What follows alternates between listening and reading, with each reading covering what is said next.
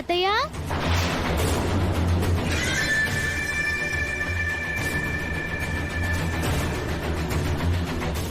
బంగారం, ఇప్పుడు వీడెందుకు ఎంటర్ అయ్యాడు? మళ్ళీ ఏం మోసుకుని వచ్చాడో చూద్దాం. అందరూ ఏదో కంగారుగా ఉన్నట్టున్నారు. ఉదయం నుంచి అవని మేడం కనిపించడం లేదు తాతయ్య. అందుకే అందరం కంగారుగా ఉన్నాం.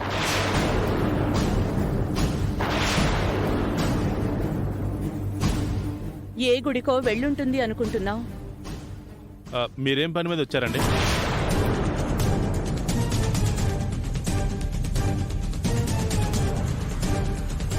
మీ అమ్మ కోరిన విధంగా ఇప్పుడు మీ అందరి ముందు నువ్వు అవని కూతురు అన్న నిజం బయట పెట్టబోతున్నానమ్మా.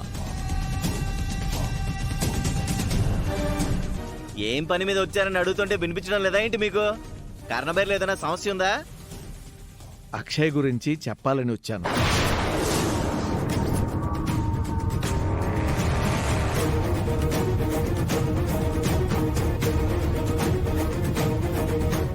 వీడి మొహం చూస్తుంటే అక్షయ అవని కూతురని చెప్పేసేలా ఉన్నాడు.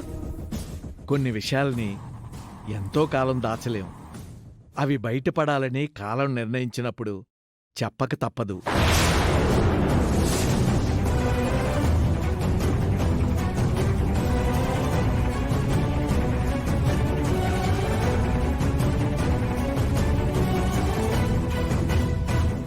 డౌట్ లేదు, ఆ నిజం బయట పెట్టడానికే వచ్చాడు. అన్నా, కొంచెం తొందరగా పోనీ అన్నా. ఇంతకాలం కొన్ని కారణాలు నన్ను అడ్డుకున్నాయి. ఇప్పుడు చెప్పక తప్పడం లేదు. ఊరగాయ బద్దలా ఎంతసేపు ఊరిస్తారు? విషయం ఏంటో తొందరగా చెప్పండి. అదేంటంటే,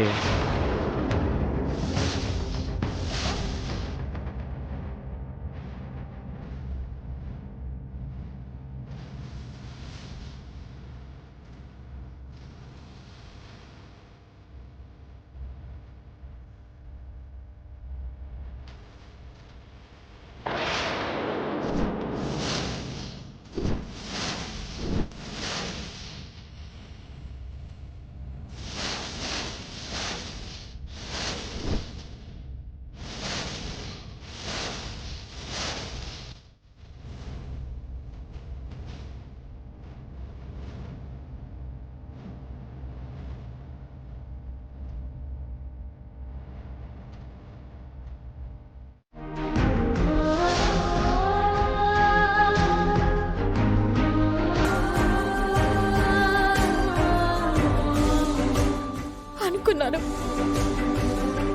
మీరు ఈ పాటికి అంతా చెప్పేసి ఉంటారని అనుకున్నాను. ఇప్పుడు నా కూతురు నన్ను చూడగానే నోరారా అమ్మా అని పిలుస్తుంది. ఆ పిలుపు కోసం కొన్ని సంవత్సరాల నుంచి నేను నా బిడ్డ ఎదురు చూస్తున్నాం. కానీ ఇప్పుడు నేను అలా పిలిపించుకోలేను. ఎందుకంటే నన్ను హరించేది ఆ పిలిపే. నా కూతురుతో, నా కుటుంబంతో, నా భర్తతో నేను కలిసుండే ఆఖరి రోజు ఇదే కదా పూజారి గారు. నేనే అమ్మనని మీరు చెప్పేశారు. ఇప్పుడు నా కూతురు ముందుకు వెళ్ళడానికి భయంగా ఉంది. కంగారు పడ్డాను, తొందరపడ్డాను. నా పొరపాటుకి నన్ను చంపలేసుకుంటున్నాను. నేను మిమ్మల్ని కలవకుండా ఉండాల్సింది, మిమ్మల్ని బలవంత పెట్టకుండా ఉండాల్సింది. అనవసరంగా చెప్పమన్నాను. అప్పటికి నా బావ అంటూనే ఉన్నాడు, కొంతకాలం ఆగు, కాలమే మనకి న్యాయం చేస్తుంది అని. నువ్వు గుడికి వెళ్ళుండవు. అక్కడ అందరి ముందు నువ్వు చెప్పింది అబద్ధమని నాకు అర్థమైంది. ఫోన్ కూడా తీసుకుని వెళ్ళలేదు. నిన్ను చూస్తుంటే ఏదో జరిగినట్టు అనిపిస్తుంది. ఏం జరిగిందో నా దగ్గరైనా నిజం చెప్పవని. చచ్చిపోదామని వెళ్ళాను బావా.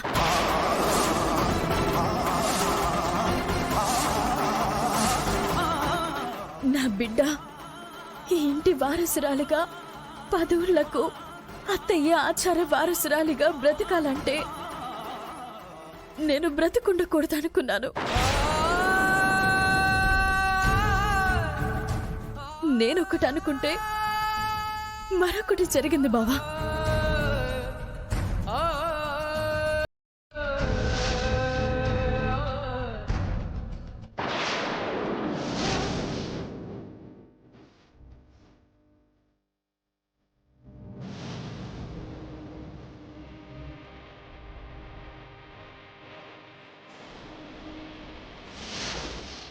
స్వామీజీ అలా చెప్పారు కాబట్టి నారాయణరావు గారిని అడ్డుకుందామని వచ్చాను. అదృష్టం కొద్దీ ఆయన నిజం చెప్పలేదు. ఎంత పిచ్చి నిర్ణయం తీసుకున్నావని. ఈ నిజం నీకు తెలియకపోయి ఉంటే మమ్మల్ని వదిలిపెట్టి వెళ్ళిపోయేదానివి కదా. అక్షయ్కు ఈ ఇంటి వారసురాలిగా గుర్తింపు రావాలనే నీ ఆశ అయితే, నువ్వు బిడ్డ ఇద్దరూ కావాలన్నది నా ఆశ. నువ్వు లేకుండా నేనెలా బ్రతకగలను అనుకున్నావని.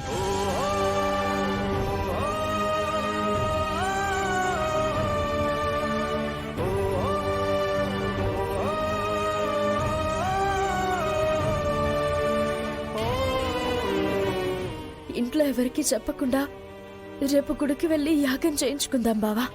అలాగే అవని.